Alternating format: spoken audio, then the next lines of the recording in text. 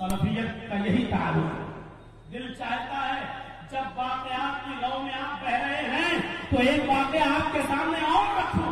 اس واقعے سے آپ کو سمجھ میں آئے گا کہ دیکھیے انسانوں سے غلطی کیسے کیسے ہوتی ہے اور بڑے سے بڑے لوگوں سے غلطی ہوئی، لیکن قرآن اور حدیث کی بات آ جانے کے بعد ان لوگوں نے اپنی بات کو کیسے لے لیا. حضرت عمر ایک سفر میں ہے اور حضرت عمار بھی ایک سفر میں ہے. دونوں بڑے صحابی ہیں. حضرت عمار بھی پرانے صحابی ہیں اور حضرت عمر فاروق بھی پرانے صحابی ہیں.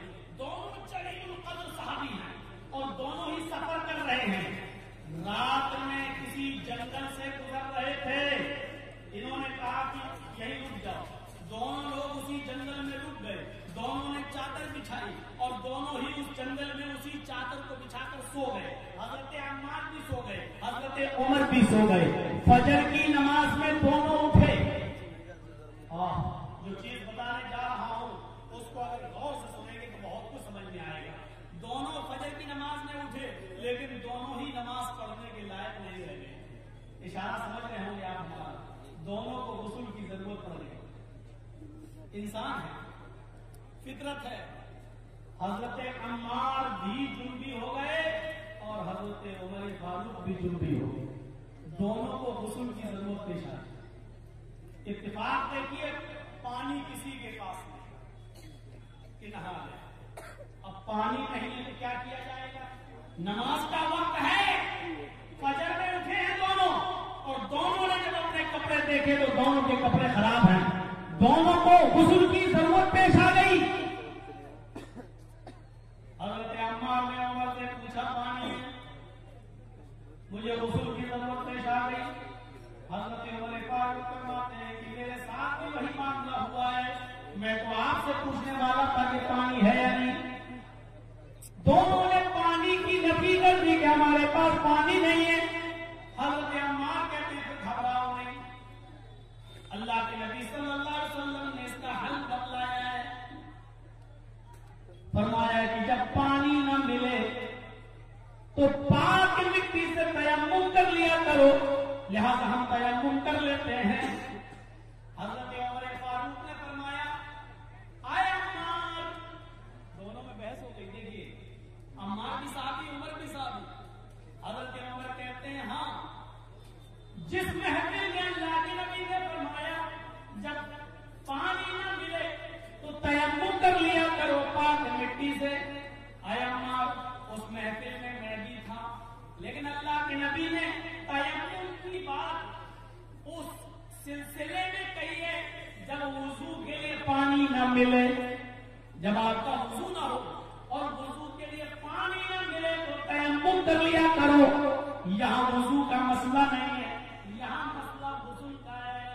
ہم لوگوں کا وضو نہیں ٹوٹا, ہم لوگوں کا غسل ٹوٹا ہے. اور اللہ کے نبی نے تو فرمایا تیمم کر لیا کرو. جانتے ہو جہاں بات کر رہے ہو اللہ کے نبی صلی اللہ علیہ وسلم نے فرمایا تیمم, اس میں بھی تھا. آپ نے فرمایا اگر وضو کے لیے پانی نہ ملے تو پاک مٹی سے تیمم کر لو. آپ نے وضو کے بارے میں کہا ہے اور ہمیں وضو کے نہیں غسل کی ضرورت ہے. تو حضرت عمار نے کہا تو ایسا ہے کہ ابھی تو اللہ کے نبی ہیں نہیں اور آج کل کی طرح موبائل کا زمانہ بھی نہیں. تک اٹھایا, فون کر لیا کہ ہاں جلدی صاحب رات میں بچہ پیدا ہوا, کیا نام رکھوں. آج کل ایسا زمانہ بھی نہیں تھا. کئی دن کا سفر تھا. اب دونوں بڑے صحابی, اب کیا کریں. ایک کہہ رہا ہے کہ تیمم کر لو, دوسرا کہہ رہا ہے کہ تیمم تو وضو کے لیے کیا جاتا ہے, ہمیں تو ضرورت غسل کی ہے. غسل کے لیے بتائیے کیا کرنا ہوگا. تو حضرت عمار نے کہا اچھا ایسا کرتے ہیں کہ وضو کے لیے چھوٹا تیمم ہوتا ہے. وضو کے لیے تیمم کیا ہوتا ہے, آپ پاک مٹی پر ہاتھ ماریے ایسے ایسے اور اس کو پھونک لیجیے اور اس کے بعد چہرے پہ ایسے پھیر لیا ایک بار. اس کے بعد یہ دایاں ہاتھ بائیں ہاتھ کی پشت پر ادھر ایسے لائیے یہ, اور اس ہاتھ کو لائیے اور اس پشت پر رکھ کے ایسے کر لیجیے. یہ تیمم ہو گیا. بس یہی تیمم ہے. جب وضو کے لیے پانی نہ ملے تو یہ تیمم ہے. کیسے, ایک ہاتھ مارا, دونوں ایک ہاتھ کا بدلنا, ایک بار دونوں ہاتھ مارے زمین پر, پاک مٹی پر پھونک لو. اس کے بعد پھر اسی کو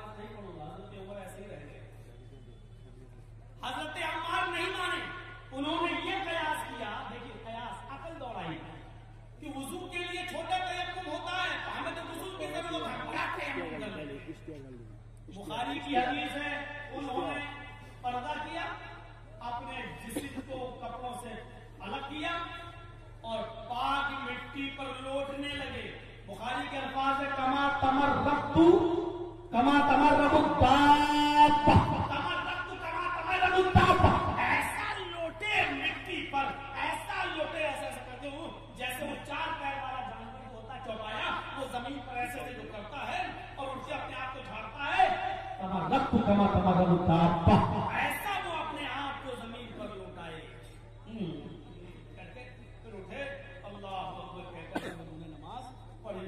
हजरत उमर फारूक ने कहा ये पढ़ने सवाल उन्होंने पढ़ ली हजरत अम्मार ने, लेकिन हजरत उमर फारूक ने नहीं पढ़ी। सूरज निकलने के बाद दोनों ने सफर किया, जब थोड़ी दूर आगे बढ़ गए तो पानी मिल गया। ये चीज देखने के लायक है। जैसे ही पानी मिला हजरत उमर ने सबसे पहले गुस्ल किया और जो नमाज छूट गई थी उसको उन्होंने पढ़ लिया। अब सफर जब खत्म हुआ दोनों लोग अपने अपने काम से फारिग हुए, दोनों ने कहा चलो अल्लाह के नबी के पास चलेंगे, देखते हैं मेरा तरीका सही था या आपका तरीका सही था। हजरत अम्मार समझ रहे थे हमारा तरीका सही, हजरत उमर समझ रहे थे मेरा तरीका सही। जब सफर खत्म हुआ दोनों अल्लाह के नबी के पास जब हाजिर हुए तो अल्लाह के नबी दोनों में से कौन सही था आप बताइए। अदालत क्या है, उलिल अम्र मिनकुम में सहाबा शामिल हो सकते हैं, लेकिन गौर करो इताअत न हजरत उमर अम्मार की कर रहे हैं न अम्मार हजरत उमर की कर रहे हैं, बल्कि जब इख्तिलाफ हो गया दोनों के दरमियान तो इस मुकदमे को कहां ले गए, अल्लाह के रसूल की अदालत में। और रसूलुल्लाह से पूछा अरे अल्लाह के रसूल हमने सही किया या इन्होंने। अल्लाह के नबी ने कहा तुमने क्या किया, तो अल्लाह के नबी गुस्ल की जरूरत पड़ गई थी, मैंने तयम्मुम कर लिया। कहा कैसे, फरमाया तमर्रक्तु कमा तमर्रकु दाब्बा, जैसे चौपाया होता पूरे जिस्म पर मिट्टी मैंने भर ली। आपने मुस्कुराते हुए कहा अम्मार तुमने गलत किया है। हजरत उमर मुस्कुराए, हजरत उमर फारूक से पूछा तुमने क्या किया, कहा अल्लाह के रसूल हमने नमाज ही नहीं पढ़ी जब तक पानी नहीं मिल गया, जब पानी मिला तब गुस्ल किया, गुस्ल किया तब नमाज पढ़ी। आपने कहा उमर तुमने भी गलत किया। एक नहीं दोनों सहाबी गलती कर रहे हैं और लोग कहते हैं कि हमारा पीर हमारा मौलवी हमारा इमाम गलती करेंगे। या हाल क्या है सुनो, अल्लाह के नबी ने कहा तुमसे भी गलती हुई और आए उमर तुमने नमाज तर्क करके छोड़ के पानी का इंतजार करने तक रुक गए, तुमने भी गलती की। तो दोनों ने कहा अल्लाह के रसूल फिर सही क्या था। अब अल्लाह के नबी ने सही बताया कि सही ये था कि वुजू का भी और गुस्ल का भी दोनों का तयम्मुम एक ही है, चाहे वुजू के लिए पानी ना मिले या गुस्ल के लिए पानी ना मिले, दोनों का तयम्मुम एक ही है। बस तुम्हारे लिए इतना ही काफी था कि तुम दोनों हाथ को जमीन पर मार के फूक लेते, अपने चेहरे पर मत कर दाएं हाथ बाएं हाथ पर और बाएं हाथ दाएं हाथ पर फेर लेते और उसी से नमाज पढ़ लेते, यही काफी होता, यही गुस्ल को भी काफी होता। और जब पानी मिल जाता तब तुम गुस्ल कर लेते, नमाज पढ़ना छोड़ते। मेरे भाइयों गौर करो, मनाजे सल्फ ये कहता है, अहले हदीसियत ये कहती है, किताब और सुन्नत ये कहती है, कुरान और हदीस की तालीम ये कहती है कि बहुत बड़े सहाबी थे, हजरत उमर की इज्जत हमारे दिल में मौजूद है। हजरत अम्मार जिनकी मां हजरत सुमैया को दर्दनाक मौत दी गई थी, वो अम्मार जिनके बारे में अल्लाह के रसूल ने कहा था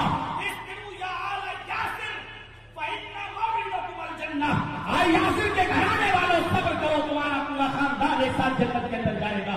इतने बड़े सहाबी, लेकिन जैसे ही कहते हैं कि हमसे गलती हुई तो फौरन शर्मिंदा होते हैं और अल्लाह के रसूल सल्लल्लाहु अलैहि वसल्लम से हदीस से मालूम करते हैं तो अपने मसले से रुजू कर लेते हैं। मेरे भाइयों हदीस आ जाने के बाद, कुरान की आयत आ जाने के बाद फिर कितना भी बड़ा बुजुर्ग हो, कितना भी बड़ा मौलवी हो, कितना भी बड़ा साहूकार हो, कितना भी बड़ा चौधरी हो, फिर किसी की नहीं चलेगी, फिर चलेगी तो जनाबे मोहम्मद रसूलुल्लाह सल्लल्लाहु अलैहि वसल्लम की चलेगी और किसी की।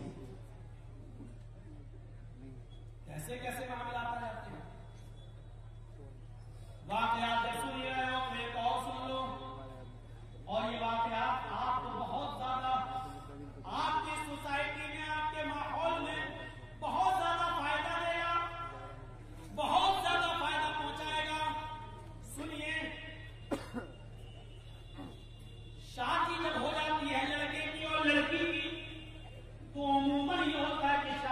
کے 9 مہینے کے بعد بچہ پیدا ہوتا ہے. بہت سے بچے 8.5 مہینے میں بھی پیدا ہو جاتے ہیں, 8 مہینے میں بھی پیدا ہو جاتے ہیں. کبھی کبھی معاملہ جب پیٹ میں بگڑتا ہے تو آپریشن کے ذریعے اس بچے کو 9 مہینے سے پہلے بھی آپریشن کے ذریعے نکال لیا جاتا ہے.